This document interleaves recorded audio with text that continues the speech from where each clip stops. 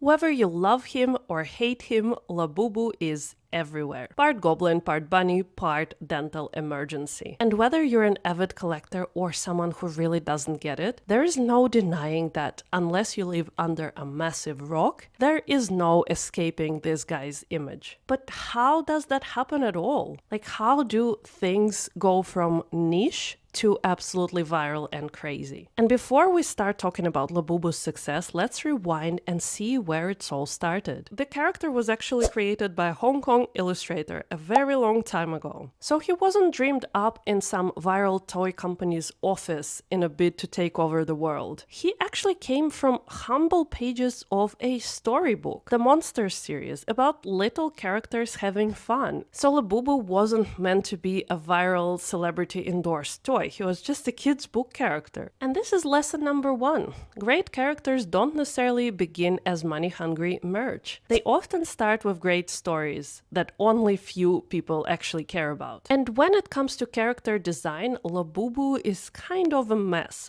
I think these days it's called ugly cute. Spindly limbs, sharp teeth, and eyes that say, I bite people I like. And yet he also looks huggable and approachable and friendly. An interesting mix that is not straight up cute or straight up repulsing. And then because of all the wonkiness, each piece sort of feels hand-drawn, even when the toys are mass-produced. Although I will say lately the quality seemed to have jumped off a cliff and some people are getting this. What?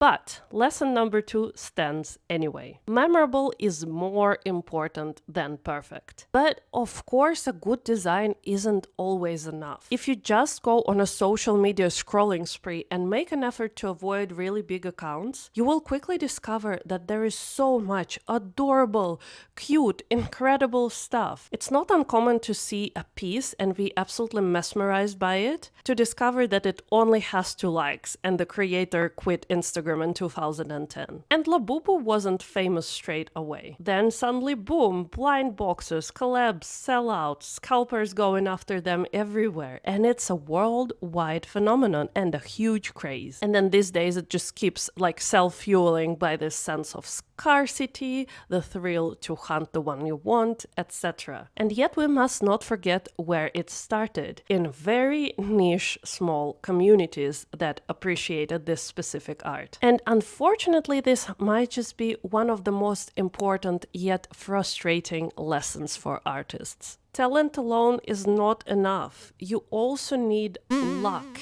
That viral moment, and maybe not even just one of them, but several, all timed correctly. And this may sound very deflating, however, at the same time, very liberating, because knowing that there is definitely a luck component to a success of a piece of art that you put out there can sort of take some pressure off. Like, it's not your job to decide if something will go viral.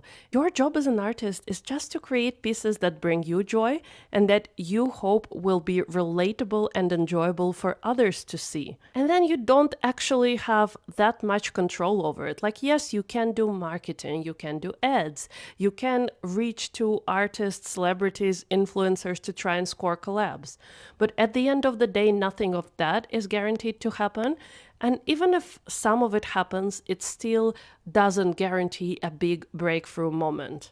So while a bit sad if you want to make it big, you also can't deny that this is freeing. Because making sure your art is adored by many people is not about being the best necessarily. It's not about having the best techniques or the most breakthrough, unique ideas. It's about being true to yourself, communicating your vision, being unique enough to stand out, being open enough and persistent enough for this work to actually be out in the wild, and then also being lucky enough to hit those perfect viral moments. And on the flip side, there are so many characters that will never get that moment, and that doesn't actually make them any less real or any less important. So whether you love Labubus or are actively trying to stay as far away from the trend as possible, you can't deny that he's kind of proof that art doesn't need to be polished to be celebrated and enjoyed.